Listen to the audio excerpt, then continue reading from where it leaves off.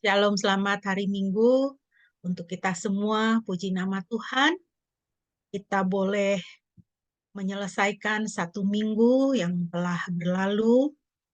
Dan pada pagi hari ini kita boleh berkumpul bersama untuk menikmati hari yang telah Tuhan sediakan, Tuhan jadikan untuk kita boleh beristirahat dan kita boleh menikmati Tuhan.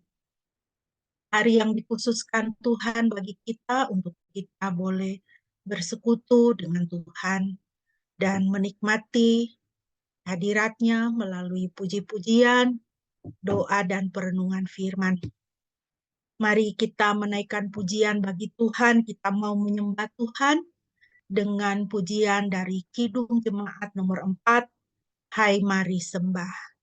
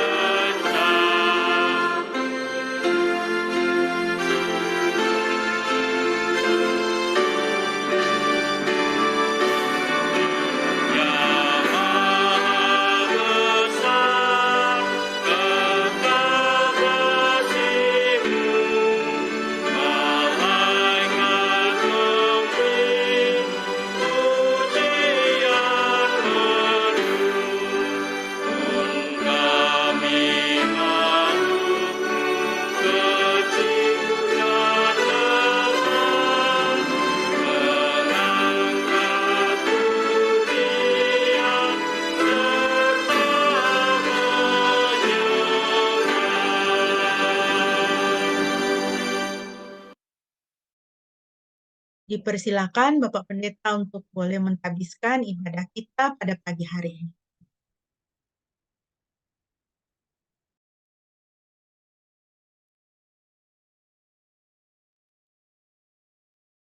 Ya, mari jemaat yang dikasih oleh Tuhan, kita akan menabiskan ibadah kita pada pagi ini. Sambil kita mengingat bahwa pertolongan kita adalah di dalam nama Yahweh, Bapa, Anak, dan Roh Kudus. Kasih karunia dan damai sejahtera dari Yahweh, Bapa, Anak, dan Roh Kudus, menyertai kita sekalian mulai saat ini, sampai Tuhan Yesus datang kembali. Amin.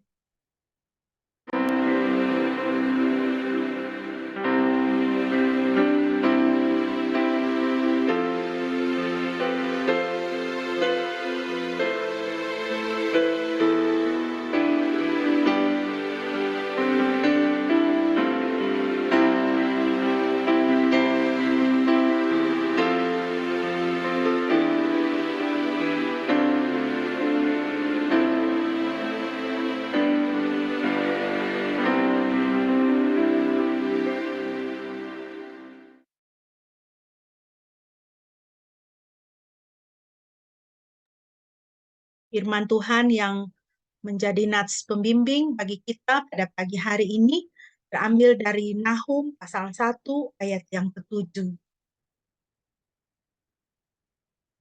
Yahweh itu baik sebagai tempat perlindungan pada waktu kesukaran, dan Dia mengenal orang-orang yang percaya kepadanya.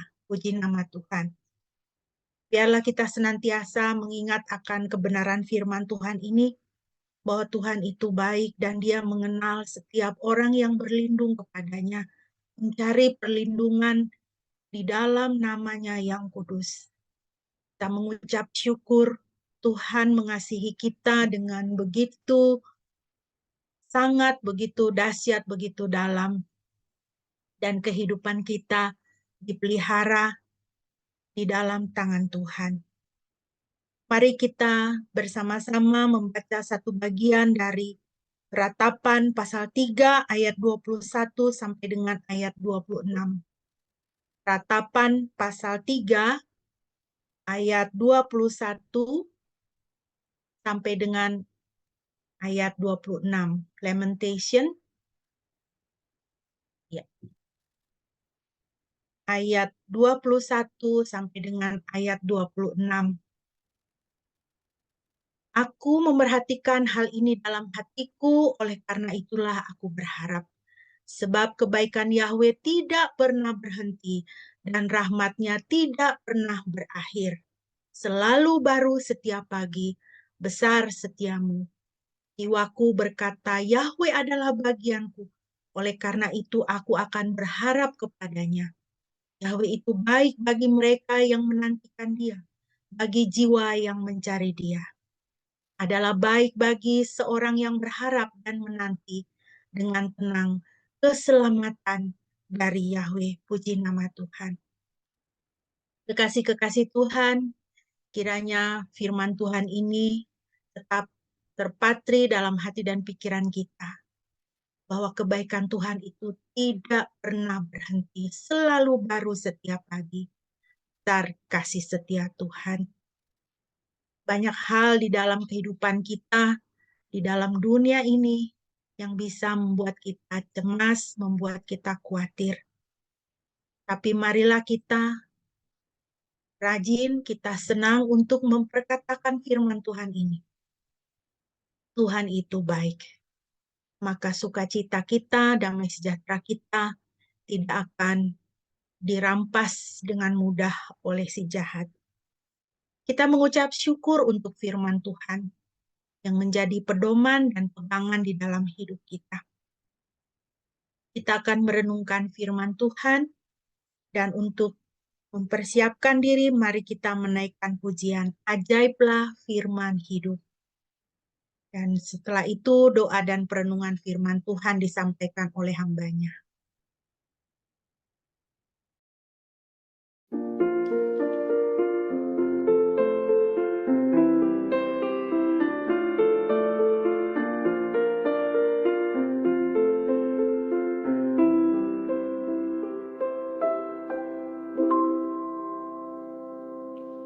Nyanyikan lagu pujian tentang firman hidup, nyatakanlah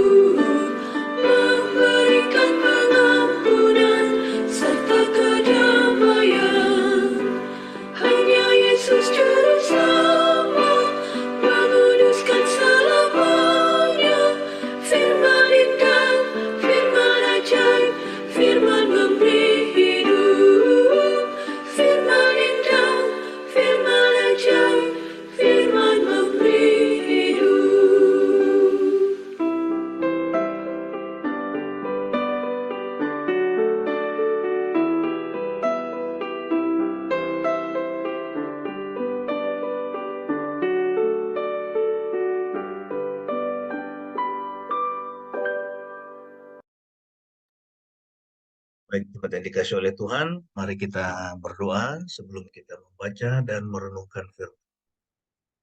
Terima kasih Tuhan untuk pagi ini kami datang kepadamu dengan hati yang bersyukur. Kami memuji, menyembah, dan mengagungkan Engkau. Karena Engkau baik dan setia. Dan Engkau benar di dalam segala jalan-jalan. Kami bersyukur atas hidup yang boleh kami jalani selama 1 minggu di belakang. Dan kami melihat bagaimana tangan Tuhan menyertai kami. Meskipun ada saat-saat kami mengalami kesulitan, tetapi kami melihat tangan-Mu nyata, membimbing kami hingga saat ini. Karena itu ya Tuhan, pagi ini tidak ada alasan bagi kami untuk tidak memuji, menyembah, memuliakan Engkau, dan mengucap syukur atas segala kebaikan. Sekarang kami membuka hati dan pikiran kami untuk mendengar firman. Berfirmanlah, kami sedia mendengar. Dalam nama Tuhan Yesus kami berdoa. Baik, shalom semua jemaat yang dikasih oleh Tuhan. Pada pagi hari ini kita bersama-sama akan melihat ya dari firman Tuhan yang dari kitab Wahyu. Kita akan mempelajari dari kitab Wahyu ya siapakah Yesus menurut kitab Wahyu. Ya, dan secara khusus kita akan menyoroti Wahyu pasal 1, pasal 4, dan pasal yang ke-5. Siapakah Yesus menurut kitab Wahyu? Ya, nah kita akan mulai nanti dengan melihat Wahyu pasal yang pertama. Mari kita membuka Wahyu pasal yang pertama. Ya, saya meminta untuk satu orang dari kita, ya, untuk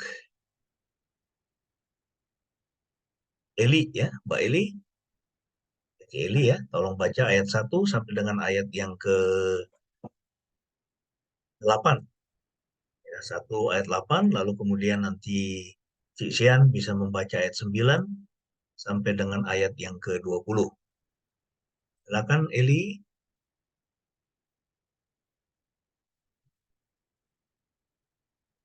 Ya, baca ayat 1 sampai 8 ya Eli ya. Ya. Wahyu pasal 1 ayat 1 sampai 8.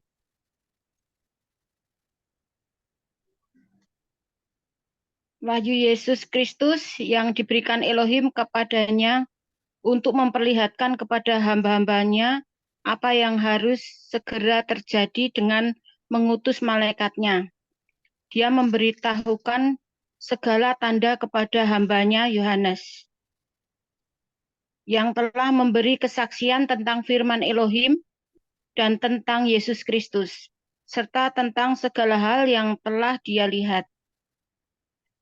Berbahagialah ia yang membacakan dan mereka yang mendengarkan perkataan-perkataan nubuat ini, serta memelihara segala sesuatu yang telah tertulis di dalamnya, sebab waktunya sudah dekat.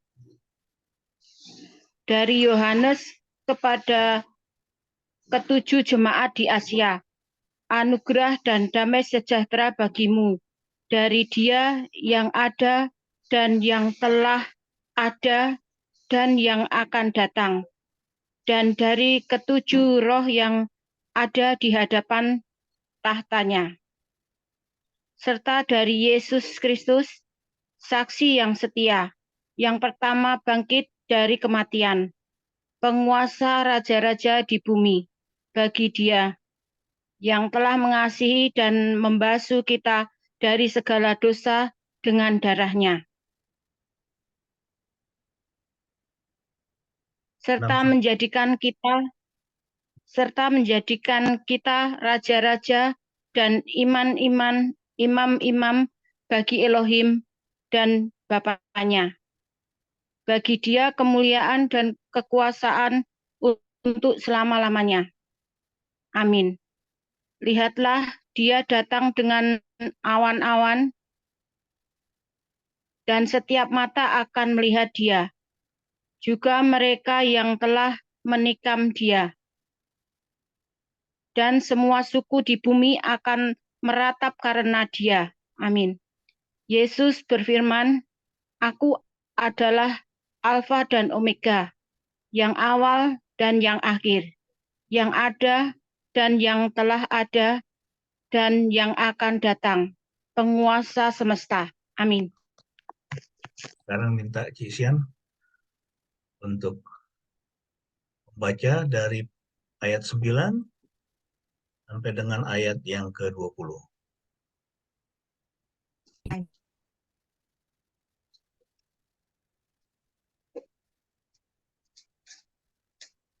Ayat 9. Aku Yohanes yang juga saudaramu dan rekanmu dalam kesukaran,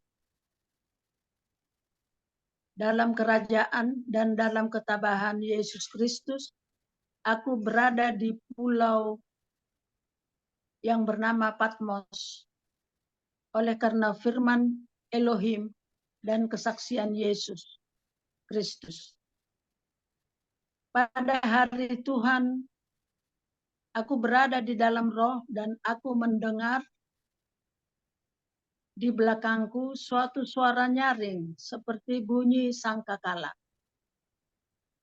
yang menyatakan, Akulah Alfa dan Omega, yang awal dan yang akhir. Apa yang engkau lihat, tuliskanlah dalam sebuah kitab dan kirimkanlah kepada ketujuh jemaat di Asia, ke Efesus, ke Smyrna, ke Pergamus, ke Tiatira, ke Sardis, ke Philadelphia, dan ke Laodikia. Aku berpaling untuk melihat suara siapa yang berbicara di belakangku. Dan setelah berpaling, aku melihat 7 kaki pelita emas. Di tengah-tengah ketujuh kaki pelita itu ada seseorang serupa anak manusia yang memakai jubah panjang hingga menutupi kaki dengan sabuk emas yang melingkari dadanya. Rambut di kepalanya bagaikan bulu domba yang putih, seperti bersinar dengan kekuatannya. Ketika aku melihatnya, aku jatuh pada kakinya. Orang. Apa itu tadi? Ini dia, seperti orang. Ketika aku melihatnya, aku jatuh pada kakinya seperti orang mati. Lalu dia meletakkan tangan kanannya ke atasku dan berkata, Jangan takut, aku yang pertama dan yang terakhir. Akulah yang hidup. Aku pernah mati, tetapi lihatlah, aku hidup sampai selama-lamanya. Amin. Dan aku memegang kunci alam maut dan kematian. Tuliskanlah apa yang telah engkau lihat dan apa yang sekarang ada, serta apa yang akan segera terjadi sesudah ini. Rahasia ketujuh bintang pada tangan kananku dan ketujuh kaki pelita emas yang telah engkau lihat itu, ketujuh bintang adalah malaikat-malaikat ketujuh jemaat, dan ketujuh kaki pelita yang telah engkau lihat adalah ketujuh jemaat itu. Amin. Tuhan, terima kasih. Ya, jadi ini adalah penglihatan ya dari Rasul Yohanes ketika dia diasingkan di Pulau Patmos. Ya, dia dipersekusi di situ, dia diasingkan oleh karena dia melayani Tuhan. Nah, tadi kita sudah membaca siapakah Yesus menurut Wahyu pasal yang pertama. Ya, jadi kalau kita memperhatikan di dalam teks kita tadi, yang pertama dikatakan, ya Yesus itu adalah sang pemberi wahyu. Ya, Yesus adalah pemberi wahyu. Dikatakan di sini wahyu Yesus Kristus. Ya, jadi kitab Wahyu itu adalah berisi tentang wahyu Yesus Kristus. Ya, siapa Yesus Kristus? dia adalah pribadi kedua dari Tuhan Trinitas. Ya, Elohim. Ya, Elohim itu hakikatnya satu, ya. Dia satu, kita tidak menyembah tiga Tuhan, ya, atau tiga Allah. Ya, kita menyembah satu Tuhan. Tetapi Tuhan kita itu dia memiliki tiga pribadi, yaitu Bapa, Anak, dan Roh Kudus. Ya, dan Wahyu itu kitab Wahyu, ya, itu diberikan oleh, jadi itu bersama-sama Bapa, Anak, dan Roh Kudus, ya, itu mereka memberikan wahyu itu kepada Yesus Kristus, ya, Sang Anak, untuk memperlihatkan kepada hamba-hambanya apa yang harus dikatakan segera terjadi, ya. Jadi kitab Wahyu itu berbicara tentang masa yang akan datang. Kemudian dengan mengutus malaikatnya, dia memberitahukan segala tanda kepada hamba-hambanya Yohanes, yang telah memberi kesaksian tentang firman Elohim dan tentang Yesus Kristus, serta tentang segala hal yang telah dia lihat. Jadi Yesus adalah itu pemberi wahyu. Ya, jadi wahyu berasal dari Elohim, Bapa, Anak, dan Roh Kudus, di mana Yesus adalah bagian dari Elohim itu. Ya, ini hari-hari ini kita itu ramai sekali ya di media sosial, ya, sampai kemudian ada puluhan, ya, itu ketua-ketua sekolah teologi itu berhimpun dan memberikan pernyataan sikap, ya, atas itu isi ceramah dari seorang pendeta dari gereja besar di Jakarta, ya, pendeta Dr. Erastus Sabdono, ya, yang mengatakan bahwa Yesus itu dia itu bukan juru selamat. Ya, juru selamat itu Yahweh katanya. Ya, Yesus itu dia bukan Allah, yang Allah itu adalah Yahweh. Jadi Yesus Kristus itu siapa? Dia adalah manusia di mana Yahweh berdiam di dalam dirinya. Ya, atau firman berdiam di dalam dirinya. Ya, nah jadi ini sekarang jadi ramai sekali sekarang di media sosial, sampai ini kasusnya sekarang ditangani oleh Dirjen Dimas Kristen, bahkan juga ada tantangan untuk mendebat, ya, ini pendeta gereja besar yang juga punya STT, ya. Nah, kita percaya bahwa Elohim itu, ya, dia terdiri dari Bapa, Anak, dan Roh Kudus, ya, satu Tuhan, tetapi Tuhan yang satu itu menyatakan dirinya di dalam tiga pribadi, ya. Dan memang harus seperti itu. Kenapa? Kalau itu hanya satu pribadi, ya, Tuhan itu adalah satu pribadi, bukan tiga pribadi, ya, maka bagaimana itu Tuhan bisa, ya, datang turun ke dalam dunia kemudian mati di atas kayu salib? Ya, waktu Yesus disalib, kalau dia juga adalah Tuhan, ya, lalu kemudian pada waktu itu siapa yang menjadi Tuhan? Jadi ini doktrin atau pengajaran dari sekarang ini, itu mereka disebut sebagai Unitarian, ya, atau Oneness Pentecostalism. Jadi mereka mengatakan bahwa Tuhan itu satu dan juga pribadinya satu, ya, bukan tiga. Ya, nah sehingga ketika itu mereka ditanya misalnya dari itu pihak Muslim, jadi kalau Yesus itu adalah Tuhan, ya, dan Tuhan itu satu pribadi, ketika dia itu mati di atas kayu salib, itu siapa yang menjadi Tuhan pada waktu itu?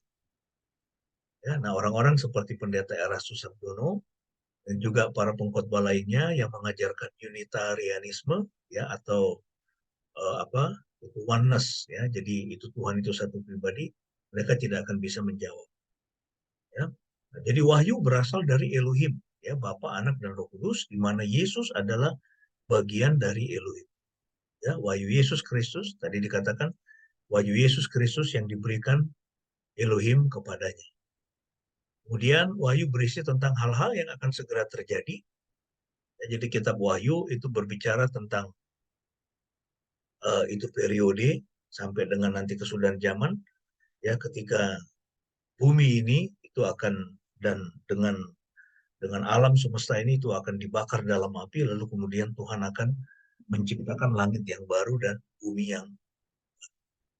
Kemudian kita juga membaca bahwa pemberian wahyu dibarengi dengan pengutusan para malaikat, ya, pengutusan para malaikat yang merupakan milik Yesus, ya. Jadi para malaikat itu, Ya, dia adalah milik Yesus. Kenapa? Karena dia adalah Tuhan. Ya, dia adalah Tuhan 100%. Ya, tapi dia sebagai pribadi kedua yang disebut firman Elohim atau logos ya di dalam Yohanes 1 ayat 1 itu, ya firman itu datang ke dalam dunia. Firman itu telah menjadi manusia. Ya, dia mengambil natur manusia ya, dengan satu misi utama yaitu untuk mati di atas kayu salib. Ya, dan hanya mungkin keselamatan itu atau penebusan itu terjadi ya dilakukan oleh Tuhan sendiri. Kenapa? Hanya Dia yang Maha Suci. Ya, jadi dosa itu hanya bisa diselesaikan oleh sosok pribadi yang Maha Suci. Ya, Musa yang menerima hukum Taurat dia tidak Maha Suci. Ya, itu semua nabi-nabi di dalam perjanjian lama, semua itu mereka adalah orang berdosa. Ya, para rasul juga semua mereka adalah orang berdosa. Ya, nah, tetapi hanya Tuhan saja yang Maha Suci dan di dalam Kristus, ya firman yang telah datang ke dalam dunia menjadi daging, ya kemudian mati di atas kayu salib untuk menebus dosa-dosa kita, maka dia bisa menjadi jalan pendamaian yang sempurna. Ya, sehingga kita yang percaya kepada Kristus, kita pasti akan diselamatkan. Ya, nah, jadi kita melihat di sini dalam teks kita bahwa pemberian wahyu dibarengi dengan pengutusan para malaikat yang merupakan milik Yesus. Ya, dengan mengutus malaikatnya, dia memberitahukan segala tanda kepada hamba-hambanya Yohanes. Ya, lalu kemudian di ayat yang berikutnya dikatakan bahwa mereka yang membaca, mendengar, dan memelihara wahyu ini akan berbahagia. Ya, orang yang membaca kitab wahyu. Ya, jadi mungkin ada orang berpikir, wah ini membaca kitab wahyu ini kok kayaknya serem. Ya, melihat kejadian-kejadian yang diceritakan di dalamnya. Ya, tetapi kita memperhatikan bahwa sampai dengan kesudahan, ya, itu pasal 22, kita melihat bahwa Tuhan tetap berdaulat. Ya, Tuhan tetap mengontrol segala sesuatu. Tuhan tetap mengontrol alam semesta ini. Ya, sehingga kita juga perlu mengambil waktu untuk membaca kitab Wahyu, karena firman Tuhan mengatakan tadi di dalam Wahyu tadi, ya mereka yang membaca, mereka yang mendengar dan memelihara Wahyu ini, mereka akan berbahagia. Ya, jadi itu yang pertama, Yesus menurut Wahyu pasal yang pertama itu dia adalah pemberi wahyu. Kemudian yang kedua, kita lihat di sini ya bahwa Yesus itu adalah saksi yang setia. Ya, dia adalah saksi yang setia dan dia juga yang pertama bangkit dari kematian. Ya, tadi dikatakan di dalam ayat yang kelima. Ya, serta dari Yesus Kristus, saksi yang setia. Ya, yang pertama bangkit dari kematian, penguasa raja-raja di bumi. Bagi dia yang telah mengasihi dan membasuh kita dari segala dosa dengan darah. Ya, dari Yesus Kristus. Dia dikatakan, dia siapa? Dia adalah saksi yang setia. Ya, dia saksi yang setia. Itu orang apa? Itu saksi Yehova. Ya, itu mereka tidak menganggap Yesus itu, ya Yesus Kristus itu dia setara dengan Bapa. Ya, dia setara dengan Yahweh. Ya, makanya itu mereka mengatakan Yesus itu adalah saksi yang setia. Ya, saksi. Lalu kemudian itu pengikut saksi Yehova, itu disebut saksi-saksi Yehova. Jadi Yesus itu adalah saksi Yehova, kemudian para pengikutnya adalah saksi-saksi Yehova. Ya, tetapi di dalam teologi dari itu gereja saksi-saksi Yehova ya, itu para saksi Yehova atau Jehovah Witnesses, mereka mengatakan bahwa Yesus itu dia diciptakan. Dia diciptakan. Ya, dia yang pertama diciptakan, lalu kemudian melalui dia, lalu kemudian Yahweh menciptakan segala sesuatu. Tidak demikian, Alkitab tidak mengatakan demikian. Ya, Yesus itu adalah yang awal dan yang akhir. Dia sudah ada bersama-sama dengan Bapa dan Roh Kudus di dalam satu kesatuan sebagai Tuhan. Sebelum segala sesuatu ada, sudah ada. di dalam harmoni, saling mengasihi, saling berkomunikasi, saling melihat. Itulah Tuhan kita. Dia adalah sosok Trinitas. Makanya dia juga menciptakan kita sebagai sosok Trinitas kan. Ya, kita ini memiliki roh. Ya, roh itu memberi hidup. Ya, kita juga memiliki jiwa, pikiran, perasaan, keinginan kita. Kita memiliki tubuh. Ya, ini tubuh kita, mulut saya ini bisa berbicara kepada jiwa saya, pikiran, perasaan, keinginan saya. Bahkan kita juga bisa berbicara kepada roh kita. Ya, itu Raja Daud ya, itu dia di dalam Mazmurnya dia mengatakan, "Hai jiwaku, pujilah Tuhan." Ya, Yesus Kristus mengatakan ya, itu Tuhan kita itu berkata, "Kasihilah Tuhan dengan segenap hatimu, segenap jiwamu, dengan segenap pikiranmu, bahkan dengan segenap kekuatan." Artinya apa? Kita harus mengasihi Tuhan dengan ya itu sepenuh totalitas keberadaan. Ya, nah, jadi Yesus Kristus itu saksi yang setia dikatakan yang pertama bangkit dari kematian. Ya, apa makna yang pertama bangkit dari kematian? Yesus dikatakan yang pertama bangkit dari kematian. Maknanya yang pertama bukan berbicara tentang urutan. Karena sebelumnya sudah ada yang bangkit dari kematian, ya kan? Ada Lazarus. Ya, dia bangkit dari kematian. Bahkan juga kalau kita ingat peristiwa, kalau saya tidak salah itu Elisa ya, Elisa kalau nggak salah, yang juga pernah membangkitkan orang mati ya di dalam kitab, saya kira itu Raja-Raja. Ya, jadi makna yang pertama bangkit dari kematian bukan berbicara tentang urutan ya, karena sebelumnya sudah ada yang bangkit dari kematian, misalnya Lazarus. Makna yang pertama bangkit dari kematian itu berbicara tentang supremasi Kristus atas segala sesuatu berdasarkan kebangkitannya. Dan bahwa ia adalah yang pertama bangkit dalam tubuh kemuliaan sebagai yang sulung. Ya. Jadi makna Kristus itu dikatakan yang pertama bangkit dari kematian itu memperlihatkan bahwa ya dia itu sosok yang supreme, ya, sosok yang tertinggi ya atas segala sesuatu karena dia bangkit di dalam tubuh kemuliaan, ya, dia yang pertama bangkit dan juga ya itu dalam tubuh kemuliaan sebagai yang sulung, itu yang sulung dan karena itu melalui kebangkitannya itu Kristus menjamin kebangkitan saudara dan saya dan semua orang-orang yang kita kasih yang sudah meninggal di dalam Kristus, ya mereka juga akan dibangkitkan. Ya, mereka semua akan dibangkitkan. Kita semua akan ya itu dibangkitkan dan kita akan mengenakan tubuh yang baru, tubuh kemuliaan ya bersama dengan Kristus. Jadi ini yang kedua, Yesus adalah saksi yang setia dan yang pertama bangkit dari kematian.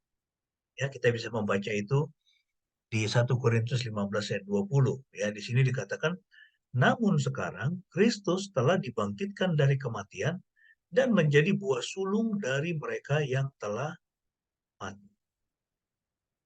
Ya, jadi kebangkitan Kristus itu menjadi ya itu batu penjuru yang menjadi tonggak dari kebangkitan semua orang setelah dia yang percaya itu kepada kematian dan kebangkitan.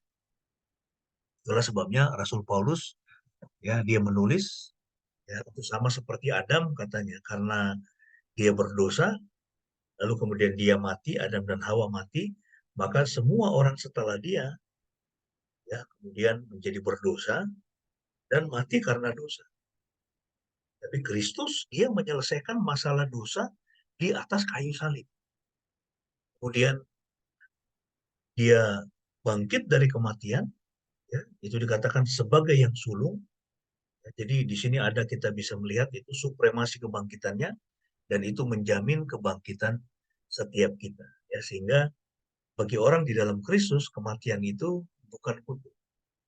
Ya, kematian itu bukan sesuatu yang harus kita ratakan atau harus kita sesali. Ya, itu kematian itu justru berkah. Ya, dalam Kristus, orang yang mati dalam Kristus, ya dia sesungguhnya ya, sudah meninggalkan tubuh yang fana dan dia akan mengenakan yaitu tubuh yang baru, yaitu tubuh kemuliaan yang tidak bisa sakit, ya kan? Kita ini semua ini badannya apalagi kalau udah makin tua kan makin sakit kan, gitu. Kakinya udah mulai banyak ngilu-ngilu, gitu. Kelihatannya juga udah mulai jelek, ya itu yang sudah 30, 40, 50, apalagi seperti Opa itu yang sudah 80 sekian, ya juga Cik Sian yang sudah 80 sekian, ya itu sudah terus, itu kita mengalami itu kemerosotan secara jasmani. Ya. Nah, tetapi kita tidak perlu eh, itu takut, ya itu dengan kematian. Kenapa? Karena itu adalah jaminan ya untuk hidup kekal bersama dengan Kristus di dalam tubuh kami. Itu yang kedua. Kemudian yang ketiga, kalau kita melihat dalam teks kita tadi, Yesus itu adalah sosok yang mengubahkan hidup kita. Jadi siapakah Yesus menurut Wahyu pasal yang pertama? Dia adalah sosok yang mengubahkan hidup kita. Wahyu 1 ayat 6. Di sini dikatakan, serta menjadikan kita raja-raja dan imam-imam bagi Elohim dan Bapaknya. Bagi dia kemuliaan dan kekuasaan untuk selama-lamanya. Ya. Jadi Yesus akan menjadikan kita, atau dia sudah menjadikan kita, raja-raja dan imam-imam. Raja itu apa sih? Ya raja itu adalah pemimpin. Ya kan? Kalau dalam dunia ini itu raja. Ya, kita semua ini adalah para pemimpin. Ya, Tuhan sudah kasih kewenangan kepada kita untuk memimpin bumi ini. Ya. Nah, sehingga kita tidak boleh jadi orang yang merasa minder, ya kan? Nggak boleh jadi orang yang merasa minder, merasa tidak layak, ya, merasa nggak sanggup. Ini firman Tuhan mengatakan, Yesus telah mengubah hidup kita menjadi raja-raja bagi Elohim. Ya, kita ini adalah raja. Ya, kita ini adalah para pemimpin. Dan bukan hanya itu, kita juga adalah imam. Ya, di dalam perjanjian lama, ya orang bisa itu umat kalau mereka mau datang kepada Tuhan, mereka nggak bisa langsung, mereka harus lewat imam. Mereka berdosa, ya mereka mau Tuhan mengampuni dosa mereka, mereka harus datang kepada imam, lalu kemudian membawa, ya kalau mereka miskin, mereka bawa burung tekukur. Ya kalau mereka sanggup untuk membeli domba atau membawa domba, mereka bawa domba. Lalu burung tekukur atau domba itu disembelih, darahnya dicurahkan untuk penebusan dosa. Ya, nah, tetapi setelah Yesus menyelesaikan karya keselamatan di atas kayu salib, dia menjadi imam besar agung kita. Kalau kita membaca di dalam itu kitab Ibrani, maka kita semua di sini, ya kita semua adalah imam-imam bagi Elohim. Kita mendapatkan akses langsung, ya jalan tol langsung untuk bisa mencapai Tuhan. Ya, kita tidak lagi membutuhkan perantara manusia, karena Yesus dia sudah ya itu bersama Bapaknya itu di atas tahtanya dan Roh Kudus, ya dan dia menjadi advokat kita, dia menjadi pembela kita, dia menjadi imam besar agung kita, dan kita bisa datang kepada Tuhan, kita bisa berdoa, dan doa kita langsung sampai kepada Tuhan karena Yesus yang sudah mengubahkan hidup kita. Ya, puji Tuhan. Kemudian yang keempat, saudara, dari Wahyu tadi, ya, bahwa Yesus itu, ya, itu siapakah dia? Dia adalah Tuhan kita yang akan datang kembali. Ya, Tuhan yang akan datang kembali. Ayat yang ketujuh, dan ini ayat yang penting. Dan ini menyedihkan sekali ya kalau kita mendengar itu pengajaran dari Erastus. Kemudian ada beberapa lagi ya, itu oneness pentakostalisme yang tidak percaya bahwa ya Tuhan itu satu dan dia ada tiga pribadi. Ya, mereka mengatakan hanya ada satu pribadi. Ya, tapi Alkitab dengan jelas menyaksikan ya Bapa, Anak, dan Roh Kudus. Ya, itulah sebabnya mengapa kalau kita membaca di dalam perjanjian lama, ya Tuhan itu kita bertemu dengan nama Tuhan Yahweh. Ya. Nah, tetapi itu sebelum inkarnasi kan, ya itu anak menjadi manusia. Kita tahunya dia memperkenalkan namanya kepada Musa, dan bangsa Israel sebagai Yahweh. Yahweh itu terdiri dari siapa? Itulah Bapa, Anak, dan Roh Kudus. Tapi begitu masuk di Perjanjian Baru, ya kalau kita membaca seluruh Perjanjian Baru, itu nama Yahweh itu hilang. Ya, nama Yahweh itu hilang. Kenapa nama itu tidak ada? Karena kita melihat bagaimana sosok-sosok Yahweh itu, Bapa, Anak, dan Roh Kudus itu, ya mereka, ya itu kita lihat mereka memperlihatkan dirinya secara terpisah. Dan kapan itu terjadi? Kita bisa melihat itu waktu Tuhan Yesus dibaptis itu di Sungai Yordan, ya. Itu Anda ingat itu? Ketika itu setelah dia dibaptis oleh Yohanes, apa yang terjadi? Yohanes menyaksikan Roh Kudus turun dalam wujud burung merpati hingga pada Yesus. Lalu kemudian ada suara terdengar dari surga yang berkata, inilah anakku yang kukasihi, kepadanyalah aku berkenan.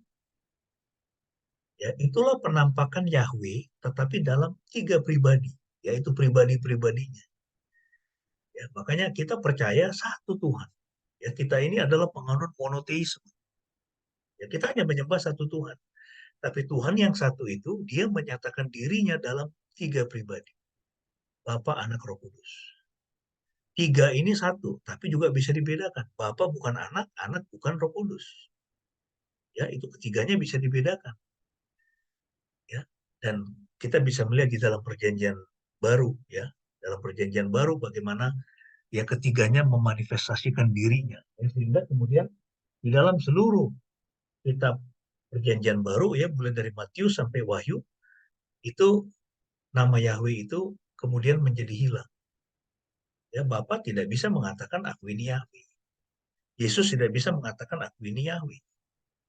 Ya, Roh Kudus tidak bisa mengatakan aku ini Yahweh. Bapa, Anak, dan Roh Kudus hanya bisa mengatakan aku ini Yahweh ketika mereka di dalam satu kesatuan, dan itu ada di dalam Perjanjian Lama. Sebelum Yesus berinkarnasi menjadi daging. Nah, sekarang kita lihat di sini, ya, Wahyu 1 ayat 7. Yesus itu adalah Tuhan kita yang akan datang kembali. Ya, dan ini penting. Ya, dia akan datang kembali. Ya. Lalu bagaimana itu menjelaskan, ya, ini teks ini, ya. Kalau orang itu mengatakan bahwa Yesus itu dia hanya manusia, itu ciptaan, lalu kemudian dia dimasuki oleh itu firman Yahweh dalam sejangka waktu untuk menyelesaikan karya keselamatan, lalu kemudian dia sudah tidak ada. Dia tetap ada, dia tetap eksis. Ya, itulah sebabnya mengapa sampai hari ini kita melihat begitu banyak kesaksian. Orang-orang kemudian percaya kepada Yesus. Ya. Setelah apa? Mereka melihat visi. Mereka mendapatkan penglihatan. Mereka melihat, mereka bertemu dengan Yesus.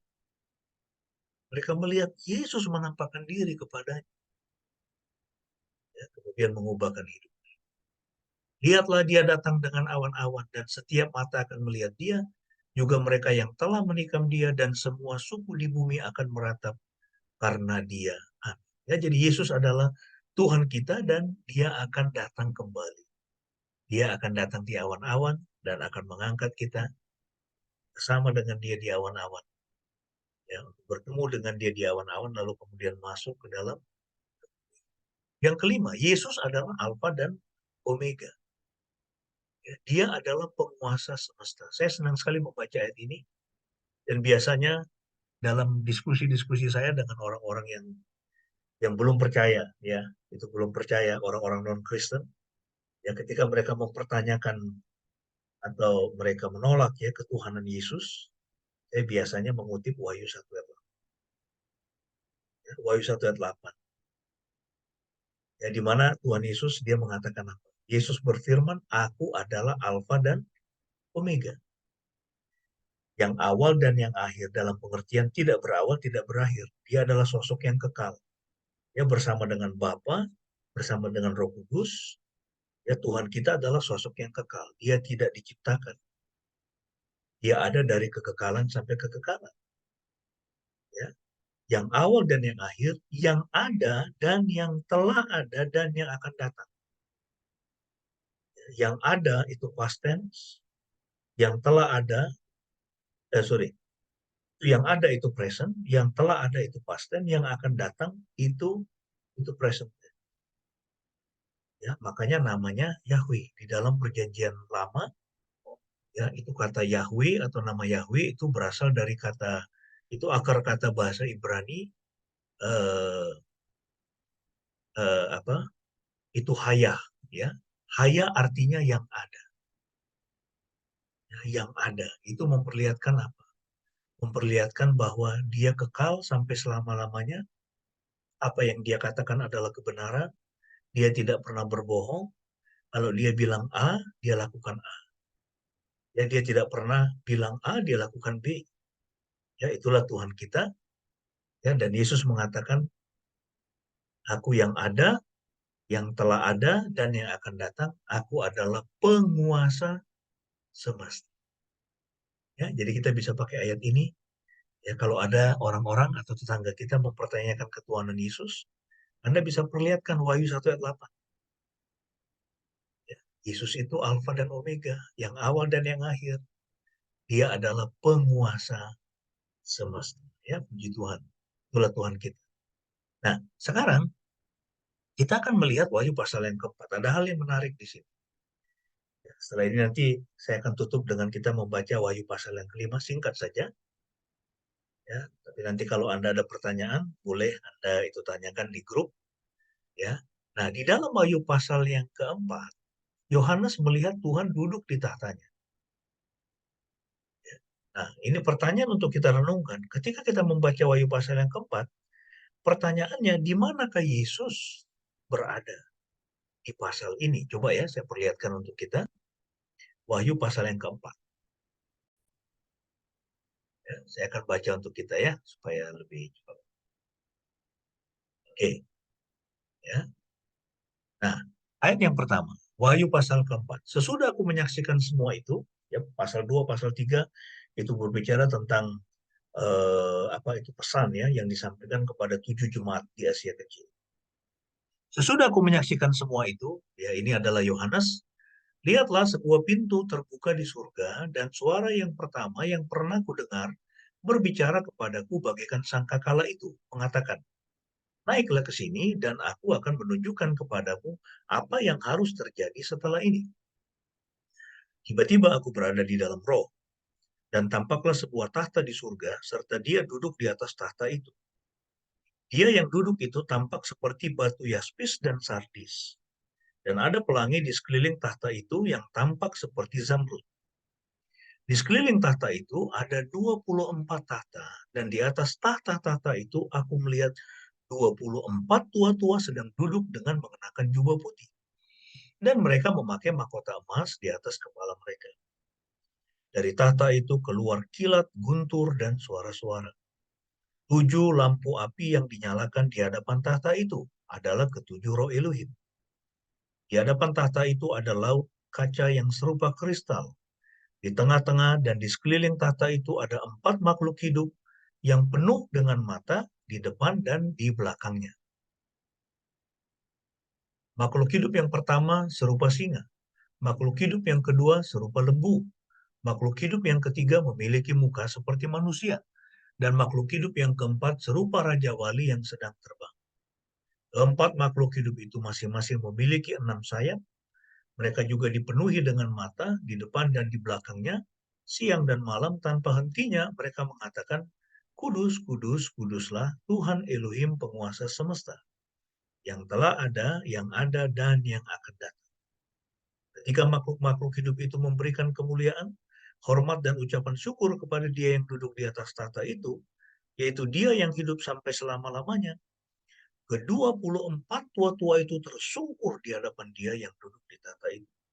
Mereka menyembah Dia yang hidup sampai selama-lamanya, dan mereka melemparkan mahkota mereka ke hadapan tahta itu sambil berkata, Ya Tuhan, Engkau layak menerima kemuliaan dan hormat dan kuasa karena Engkau telah menciptakan segala sesuatu dan oleh kehendak-Mu semua ada dan telah diciptakan. Nah, saudara yang dikasihi oleh Tuhan, kalau kita membaca di dalam Wahyu pasal yang keempat, Di situ kita melihat ada Yesus nggak? Ya. Yesus tidak kelihatan di situ ya. Ya, Yesus tidak kelihatan di situ. Tapi kalau kita melihat di Wahyu pasal yang pertama, ya ketika Rasul Yohanes ini dia melihat ya eh, itu Kristus, dia mengatakan apa? Ya, ayat yang ke-12, aku berpaling untuk melihat suara siapa yang berbicara di belakangku. Dan setelah berpaling, aku melihat 7 kaki pelita emas.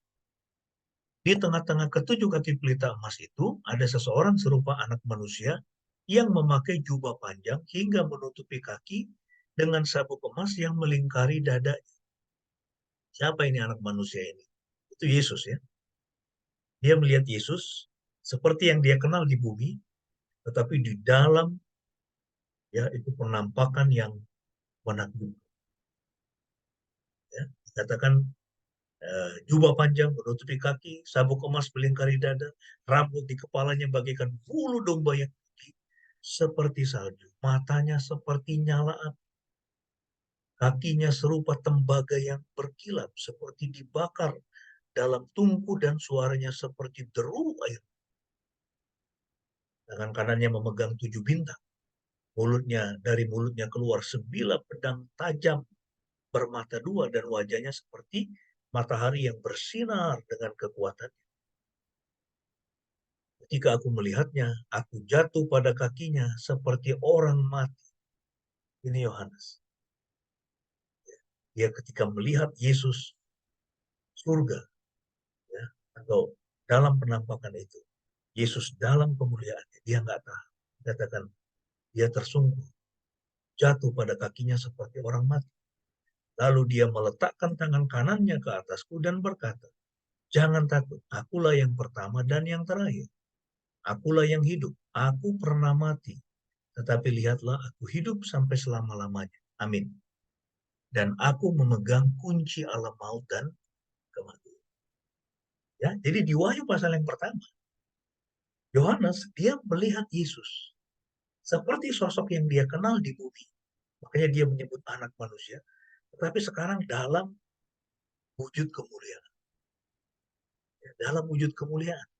Tetapi di Wahyu pasal yang keempat, ketika dia di hadapan tahta Tuhan dan dia melihat Tuhan disembah ya oleh para makhluk 24 tua-tua, malaikat-malaikat semua, ya, dia menyanyikan kudus, kuduslah Tuhan Elohim penguasa semesta dan seterusnya. Mereka tersungkur, mereka lempar mahkotanya. Kemudian mereka mengatakan, ya Tuhan, engkau layak menerima kemuliaan dan hormat dan kuasa karena engkau telah menciptakan segala sesuatu dan oleh kehendakmu semua ada dan telah diciptakan. Jadi semua penghuni surga menyembah Tuhan, memuji dia. Kenapa? Karena dia adalah Sang. Sekarang pertanyaannya, di mana Yesus pada waktu itu? Di mana Yesus yang dilihat oleh Yohanes? Di Wahyu pasal yang pertama. Dia tidak melihat. Ya. Nah, lalu kemudian kita akan melihat lagi nanti di Wahyu pasal yang kelima. Ini saya kira hampir slide terakhir. Di Wahyu pasal yang kelima. Nah, di Wahyu pasal yang kelima, Yohanes kembali melihat Tuhan duduk di tahtanya.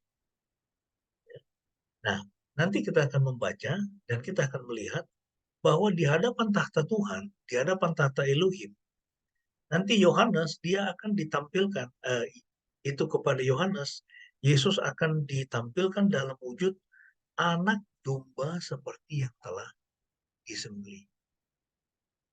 Saya akan buka di sini. Nah, jadi kita kembali ke Wahyu pasal yang keempat.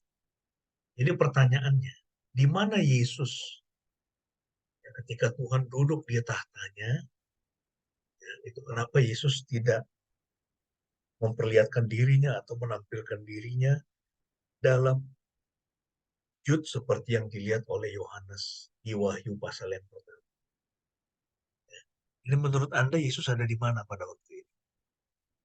Itu silakan ada yang mau jawab.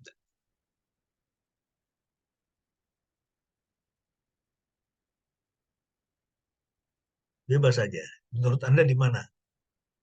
Yesus di sini, di dalam Wahyu pasal yang keempat? Ada yang mau jawab?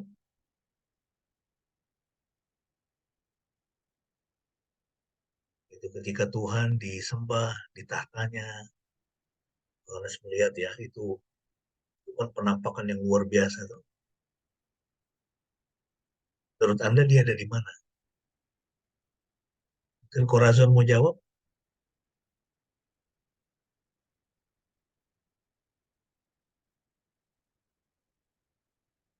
Atau Shen? Di mana Udah Yesus? ada jawaban di chat. Katanya tidak tah. Jadi Yesus ada di mana? Di tahta Ya, di tahta bersama siapa? bersama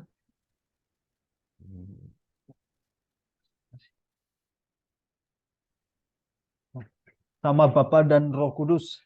Ya, bersama Bapa dan Roh Kudus. Iya kan? Jadi di hadapan tahta, kan ini Tuhan ini kan satu dia. Ya, tapi dia bisa hadir di mana-mana. Dan dia pernah datang, firman itu, ya Logos, dia pernah datang ke dalam dunia, dia mengambil natur manusia, ya tubuh manusia, ya, dia berjalan-jalan di bumi. Ya, dalam wujud siapa? Yesus. Ya, tapi kalau dia misalnya mau datang lagi kepada Anda, misalnya malam ini, dalam wujud Yesus, ya itu seperti yang dulu pernah datang ke dalam dunia 2000 tahun yang lalu, ya, juga, tapi dia menampakkan diri dalam tubuh kemuliaannya, bisa nggak dia melakukannya? Bisa, ya kan? Dia bisa melakukannya. Ya, oh, ini Koran tadi udah jawab juga ya, bersama Bapa dan Roh Kudus, tapi dia kirim SMS.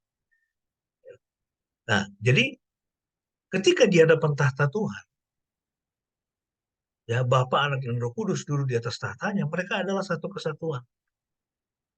Tuhan, Tuhan yang satu, dan Yohanes itulah sebabnya yang dia lihat itu adalah Tuhan dalam wujudnya yang utuh. Bapa, Anak, dan Roh Kudus menyatu. Itu sebagai Tuhan yang mono, yang satu. Tetapi sekali lagi dia memiliki 3 pribadi. Kemudian kita lihat di Wahyu pasal yang kelima. Ya, ini saya akan bacakan untuk Anda ini. Atau minta Shen. Shen tolong baca Wahyu pasal yang kelima. Ini juga menarik. Ya, ini masih di hadapan tahta Tuhan. Coba kita lihat. Ya, ini ditampilkan seperti apa ini si. Silakan Shen. Yesus Baik, ditampilkan. saya akan membacakan Wahyu pasal 5. Aku melihat di sebelah kanan dia yang duduk di atas tahta itu. Sebuah kitab yang ditulisi di bagian dalam dan luarnya yang telah dimeteraikan dengan 7 meterai. Dan aku melihat seorang malaikat yang kuat berseru dengan suara nyaring. Siapakah yang layak untuk membuka kitab itu dan melepaskan meterai-meterainya? Tidak seorang pun yang ada di dalam surga atau di atas bumi ataupun di bawah bumi sanggup membuka kitab itu ataupun melihatnya. Aku menangis terseduh-seduh karena tidak seorang pun tidak dapati layak untuk membuka dan membaca kitab itu ataupun melihatnya. Seorang dari antara para tua-tua itu berkata kepadaku, "Janganlah menangis. Lihatlah, singa dari suku Yehuda, tunas Daud, telah menang untuk dapat membuka kitab itu dan melepaskan ketujuh meterainya. Lihatlah, di tengah-tengah tahta dan keempat makhluk hidup itu, dan di tengah-tengah para tua-tua itu, ada anak domba yang berdiri seperti telah disembelih, yang memiliki 7 tanduk dan 7 mata. Itulah 7 roh Elohim yang diutus ke seluruh bumi. Dia datang menerima kitab itu dari tangan kanan Elohim yang duduk di atas tahta. Ketika dia menerima kitab itu, keempat makhluk hidup dan ke-24 tua-tua tersungkur di hadapan anak domba. Mereka masing-masing memegang kecapi. kecapi dan bokor emas yang penuh dengan dupa yang adalah doa-doa orang-orang kudus. Mereka menyanyikan nyanyian baru sambil berkata, layaklah engkau untuk mengambil kitab itu dan membuka meterai-meterainya, sebab engkau sudah disembelih. Dan dengan darahmu engkau telah membeli kami bagi Elohim dari setiap suku, bahasa, kaum, dan bangsa. Engkau telah menjadikan kami raja-raja dan imam-imam bagi Elohim kami, dan kami akan memerintah di atas bumi. Lalu aku melihat dan mendengar suara banyak malaikat di sekeliling tahta dan makhluk hidup dan para tua-tua itu. Jumlah mereka adalah berlaksa-laksa dan beribu-ribu. Mereka berkata dengan suara nyaring, layaklah anak domba yang telah disembelih itu menerima kuasa, kekayaan, hikmat, kekuatan, hormat, kemuliaan, dan pujian. Kemudian aku mendengar segala ciptaan yang ada di surga, di bumi, di bawah, dan segala yang ada di atas laut, serta semua yang ada di dalamnya berkata, pujian, hormat, kemuliaan, dan kekuasaan sampai selama-lamanya bagi Dia yang duduk di atas tahta dan bagi anak domba. Lalu keempat makhluk itu berkata, amin. Dan ke-24 tua-tua itu tersungkur menyembah Dia yang hidup sampai selama-lamanya. Ya, puji Tuhan. Terima kasih, Shen. Ya, nah jadi kita lihat ini di Wahyu pasal yang kelima, ya itu kembali Yohanes, ya dia melihat ya Tuhan ya di atas tahtanya, ya dia melihat ayat 1 dikatakan aku melihat di sebelah kanan Dia yang duduk di atas tahta itu. Ya, jadi dia melihat tahta, Tuhan duduk di atas tahtanya, kemudian ada sebuah kitab ditulisi, ya kemudian dimeteraikan dikatakan. Lalu ada malaikat berseru, siapa yang layak untuk membuka kitab dan melepaskan meterainya? Tapi ternyata di bumi tidak ada seorang pun yang dianggap sanggup untuk membuka meterai. Ya, sehingga Yohanes dikatakan ayat yang keempat menangis terseduh-seduh karena tidak seorang pun didapati layak untuk membuka dan membaca kitab itu. Lalu kemudian seorang dari antara para tua-tua itu berkata kepadanya, janganlah menangis. Lihatlah singa dari suku Yehuda, tunas Daud telah menang. Dia layak untuk membuka kitab itu dan melepaskan ketujuh meterainya. Nah, ketika para tua-tua, ya itu salah satu dari para tua-tua itu menghibur Yohanes dan itu berkata kepadanya, Yohanes kau tidak perlu menangis ya karena singa dari suku Yehuda, tunas Daud, telah menang. Dia layak. Ya, dia dapat membuka kitab itu, melepaskan ketujuh meterainya. Lalu kemudian, apa yang dilihat oleh Yohanes? Apakah dia kembali melihat Yesus seperti di Wahyu pasal yang pertama? Ya, dengan itu mata yang gemerlap, rambut yang kayak salju putih, kemudian apa? Ya pokoknya di dalam kemuliaannya lah ya, gemerlap seperti itu. Tidak. Dia tidak melihat di hadapan tahta itu ya Yesus seperti yang menampilkan dirinya seperti di Wahyu pasal yang pertama. Apa yang dia lihat? Ayat yang ke-6 dikatakan, lihatlah di tengah-tengah tahta dan keempat makhluk hidup itu, dan di tengah-tengah para tua-tua itu ada anak domba yang berdiri seperti telah disembelih, yang memiliki 7 tanduk, 7 mata.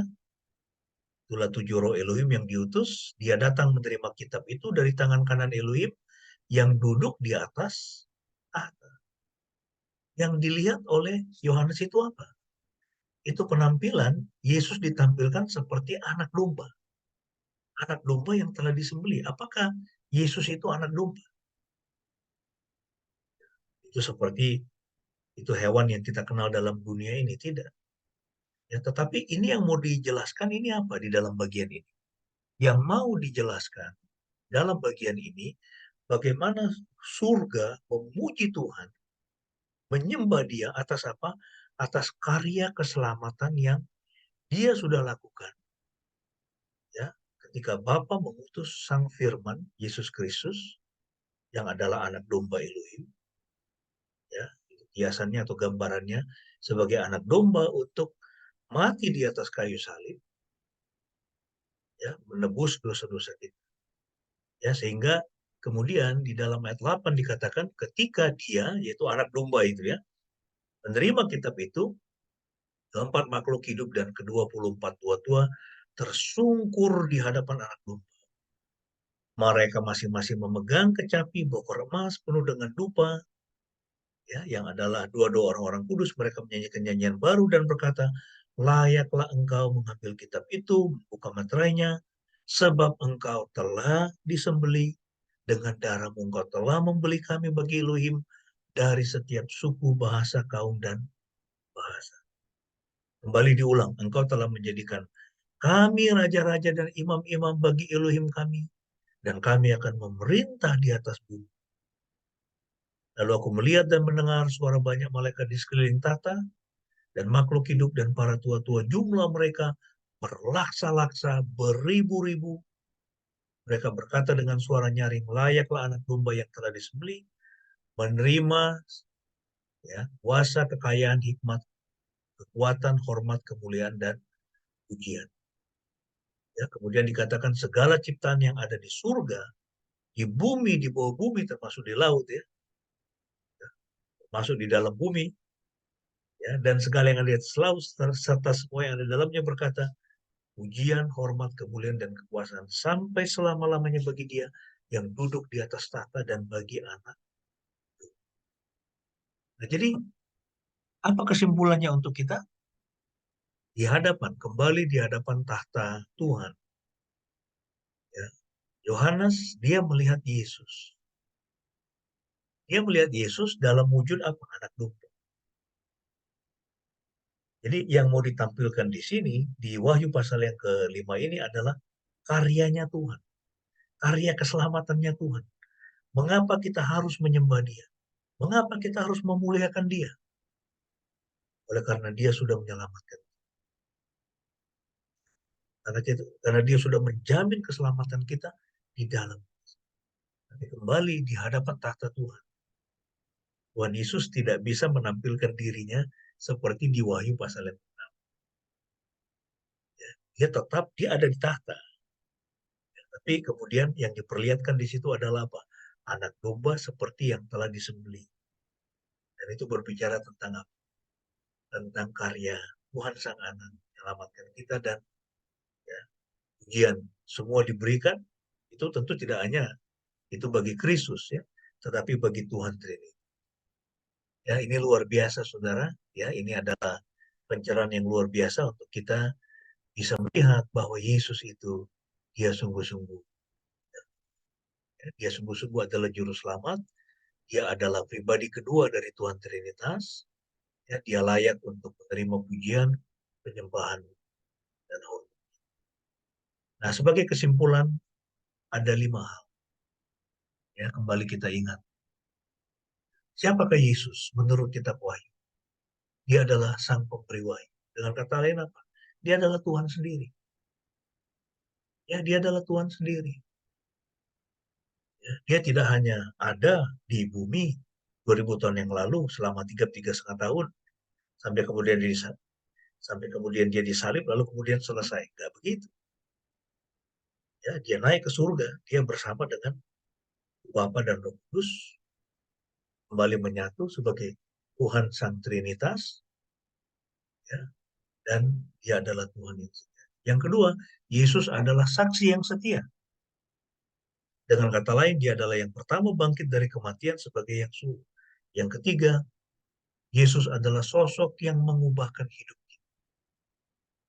Ya, sebagai raja-raja. Ya, Alkitab mengatakan nanti ketika dia datang, di awan-awan, dia akan mengangkat kita. Yang mati akan dibangkitkan, yang masih hidup akan diubahkan dengan sekejap. Kemudian bertemu dengan Yesus di angkasa. Kemudian dia akan datang, dia akan memerintah. Kita menjadi raja-raja bagi dia, juga kita adalah imam. Nah, Yesus adalah sosok yang mengubahkan hidup saya dan Anda. 2 Korintus 5:17. Di situ dikatakan, siapa yang ada di dalam Kristus, Dia adalah ciptaan. Tidak dikatakan siapa yang ada dalam gereja. Orang dalam gereja belum tentu ada dalam Kristus. Tapi orang yang ada dalam Kristus, pasti dia ada dalam gereja. Orang yang dalam Kristus, pasti dia senang bersekutu, dengar firman Tuhan. Ya, siapa yang ada dalam Kristus, dia adalah ciptaan baru. Yang lama sudah berlalu, yang baru sudah datang. Kemudian yang keempat, Yesus adalah Tuhan kita yang akan datang kembali. Ya, dia akan datang kembali sebagai hakim yang adil. Dia akan menghakimi seluruh bumi. Yang kelima, Yesus adalah Alfa dan Omega. Yang tidak berawal, tidak berakhir. Dia ada dari kekal sampai kekal. Ya, Bapa, Anak, dan Roh Kudus, Tuhan Trinitas. Ada dari kekekalan sampai kekekalan, tidak akan berkesudahan.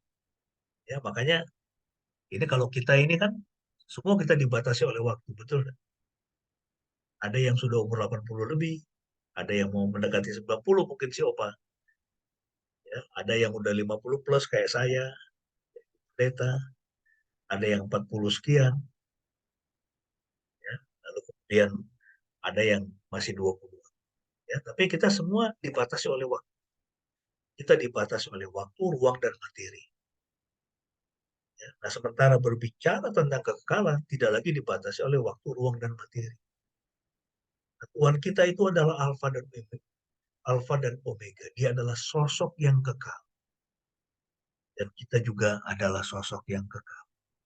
Yesus mengatakan rohlah yang memberi hidup. Daging sama sekali tidak berguna. Kemudian Pengkhotbah 14 ayat 7. Debu kembali menjadi debu. Roh kembali kepada Tuhan yang mengaruniakan. Ketika kita meninggalkan dunia ini, roh kita akan kembali kepada Tuhan dengan membawa cermin dari jiwa kita. Sehingga di kekekalan, kita tetap mengenal diri kita seperti di bumi, tetapi dalam kemuliaan. Dan yang keenam, yang terakhir, Yesus adalah bagian dari Trinitas. Sebagai pribadi kedua dari Tuhan Tritunggal. Ya, di dalam perjanjian lama kita mengenal Tuhan memperkenalkan, ya,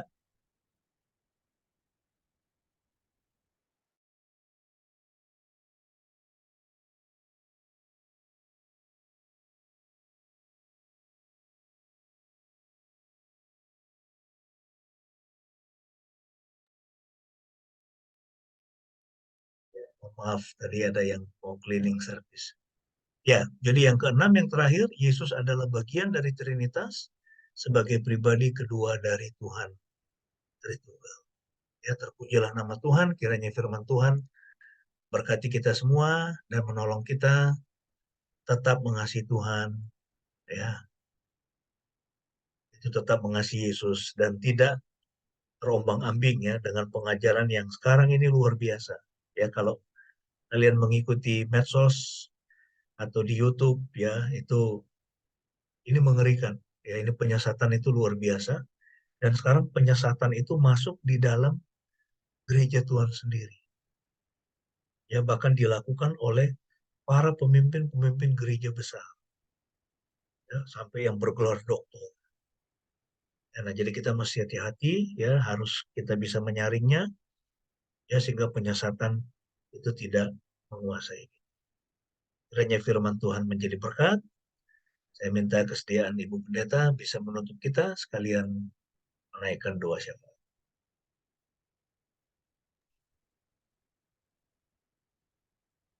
Baiklah, mari kita bersatu hati di dalam doa.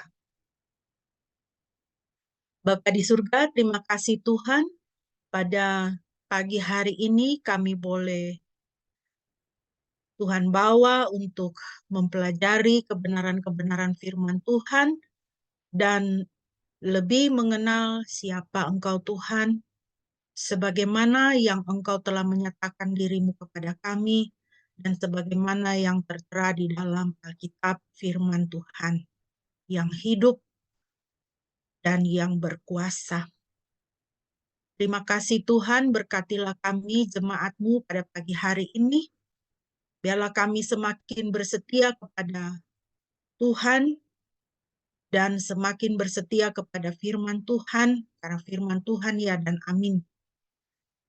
Peliharalah kami Tuhan, jemaat-Mu, gereja-Mu, supaya kami tetap teguh dan tidak terombang-ambing oleh rupa-rupa angin pengajaran dari manusia. Tuhan, Engkau sudah hampir datang, sudah dekat kedatangan-Mu Tuhan, dan biarlah kami boleh semakin menjaga diri kami, semakin bersungguh-sungguh hidup kudus di hadapan Tuhan, dan menjaga kesaksian kami, supaya nama Tuhan dipermuliakan. Bapa di surga, pada pagi hari ini, kami mau berdoa Tuhan untuk bangsa dan negara kami. Di dalam tahun politik ini menjelang pemilihan presiden tahun depan, Bapa kiranya Bapa berbelas kasihan, bermurah hati kepada bangsa kami Tuhan, sehingga di dalam hari-hari ini, keamanan, kedamaian, keadilan, kesejahteraan boleh tetap terlaksana di dalam bangsa kami, di tengah-tengah rakyat Indonesia. Berkatilah pemimpin kami yang ada sekarang, mulai dari Bapak Presiden, sampai dengan pemimpin-pemimpin di daerah-daerah, bahkan ketua-ketua RT, supaya Tuhan, mereka boleh sungguh-sungguh dapat menjalankan tugas pemerintahan dengan sebaik-baiknya seperti yang Tuhan sudah amanatkan. Tuhan berikan kepada mereka.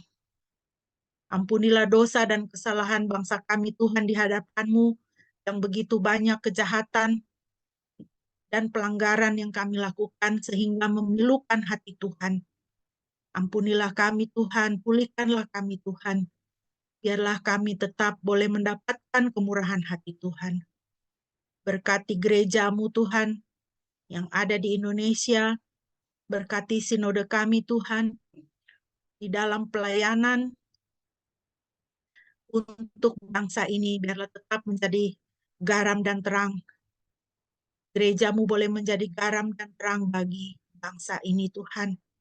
Terima kasih Bapa. Kami menyerahkan setiap anak-anak-Mu di tempat ini yang mengikuti ibadah pada pagi hari ini.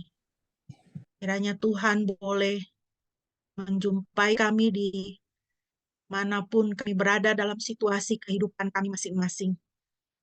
Kami berdoa Tuhan, kiranya apa yang menjadi pergumulan ataupun doa-doa kami kepada Tuhan, di dalam doa-doa pribadi kami ataupun pergumulan keluarga kami, kiranya Tuhan boleh berkenan menjawab di dalam waktu dan anugerah Tuhan. Biarlah kami boleh bersukacita di dalam hari-hari kami mengikuti Engkau dan melihat dan mengalami bagaimana Engkau berperkara di dalam setiap kehidupan kami masing-masing. Baik kami sebagai orang, sebagai anak, sebagai karyawan, sebagai kepala rumah tangga, sebagai pekerja yang bekerja di kantor maupun yang mengasuh atau merawat orang tua di rumah. Tuhan berkati kami masing-masing. Juga anak-anak kami di dalam studi mereka, Tuhan pelihara. Tuhan jaga keluar masuknya Tuhan. Biarlah generasi muda ini boleh bertumbuh menjadi generasi milik Tuhan. Kami tutup bungkus keluarga kami di dalam darah kudus Kristus. Jauhkanlah kami Tuhan dari hal-hal yang jahat. Seperti Engkau telah menjanjikan kepada kami bahwa di dalam dunia ini kami dipelihara di dalam nama Bapa yang Maha Kudus. Terima kasih Tuhan, terpujilah nama-Mu. Kami alaskan doa kami hanya di dalam nama Tuhan Yesus yang telah mengajarkan kami berdoa demikian. Bapa kami yang di surga, dikuduskanlah nama-Mu, datanglah kerajaan-Mu, jadilah kehendak-Mu di bumi seperti di surga, berikanlah kami pada hari ini makanan kami yang secukupnya, dan ampunilah kami akan kesalahan kami, seperti kami juga mengampuni orang yang bersalah kepada kami. Dan janganlah membawa kami ke dalam pencobaan, tetapi lepaskanlah kami dari yang jahat, karena Engkau-lah yang punya kerajaan dan kuasa dan kemuliaan sampai selama-lamanya. Amin. Bapak Ibu, mari kita mengucapkan pengakuan iman kita di hadapan Tuhan dan sesama. Marilah kita berkata demikian. Aku percaya kepada Yahweh Elohim yang Maha Kuasa, Khalik langit dan bumi, dan kepada Yesus Kristus, Putra Bapa yang tunggal Tuhan kita, yang dikandung dari Roh Kudus, lahir dari anak darah Maria, yang menderita sengsara di bawah pemerintahan Pontius Pilatus, disalibkan, mati, dan dikuburkan, turun ke dalam kerajaan maut. Pada hari yang ketiga bangkit pula dari antara orang mati, naik ke surga, duduk di sebelah kanan Yahweh, Tuhan Sang Bapa yang Maha Kuasa, dan akan datang dari sana untuk menghakimi orang yang hidup dan yang mati. Aku percaya kepada Roh Kudus, gereja yang kudus dan am, persekutuan orang kudus, pengampunan dosa, kebangkitan orang mati, dan hidup yang kekal. Amin. Bapak Ibu, kita akan mengakhiri ibadah kita pada pagi hari ini. Dan sebelum kita akan menerima berkat yang akan disampaikan oleh Bapak Pendeta, mari kita kembali menaikkan pujian penutup, Kaulah Harapan. Biarlah pujian ini menjadi penyemangat dan pengingat kepada kita bahwa Tuhan adalah kekuatan dalam hidup kita, dan kita akan memasuki minggu yang baru bersama-sama dengan Tuhan. Mari kita menaikkan pujian ini.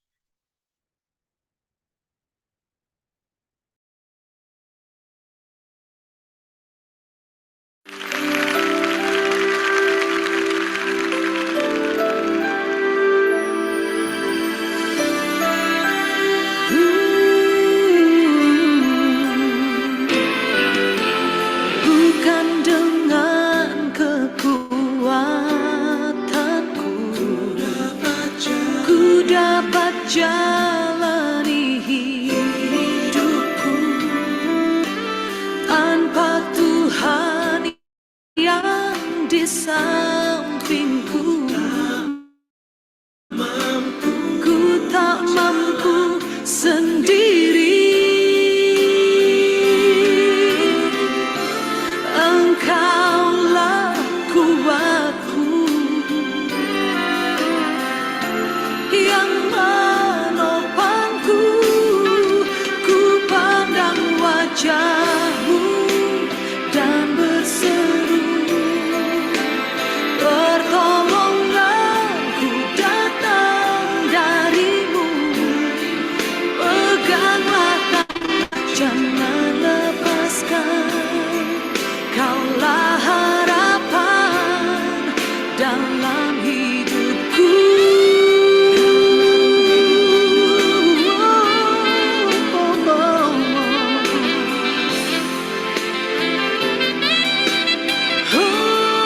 Ku pandang wajah-Mu dan berseru, pertolongan.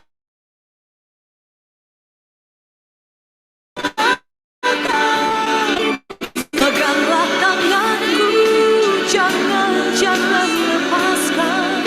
Kaulah harapan dalam hidupku. Kaulah harapan dalam hidupku. Kaulah harapan dalam hidupku.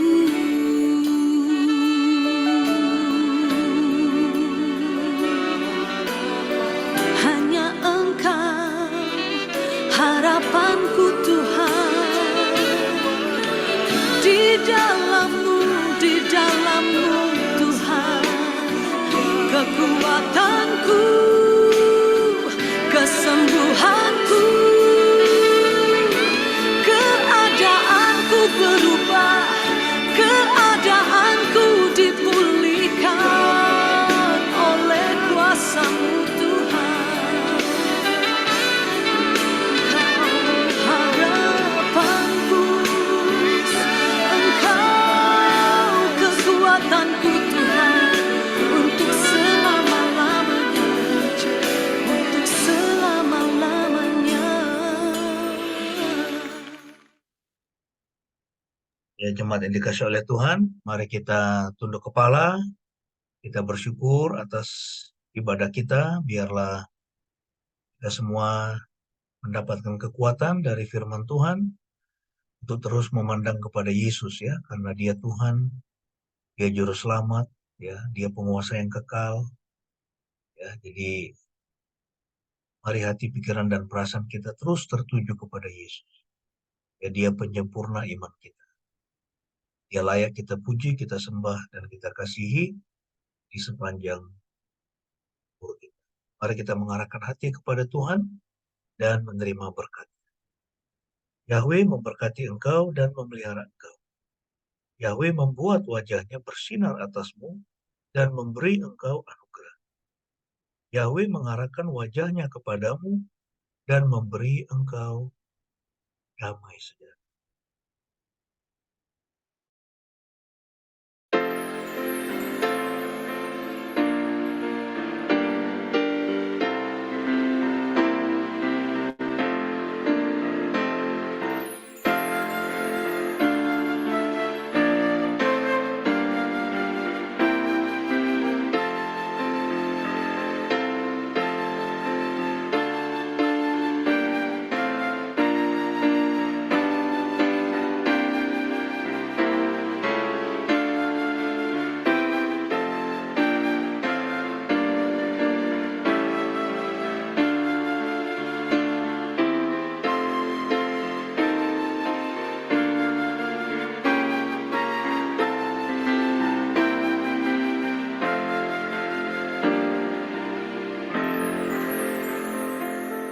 Amin.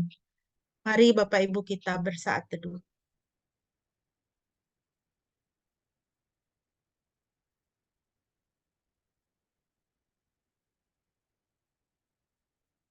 Amin.